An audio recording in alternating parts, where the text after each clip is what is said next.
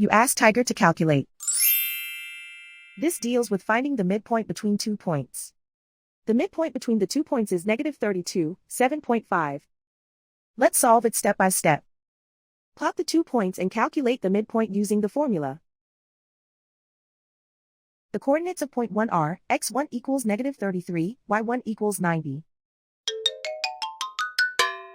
The coordinates of point 2 are, x2 equals -31, y2 equals -75. PM represents the midpoint of the 2 points.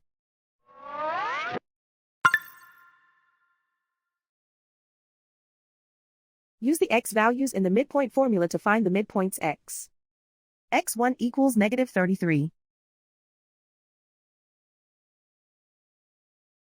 x2 equals -31. Simplify the arithmetic.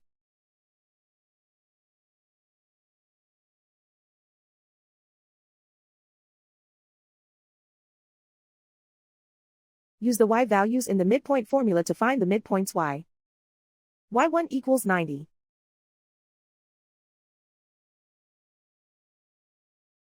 y2 equals -75. Simplify the arithmetic.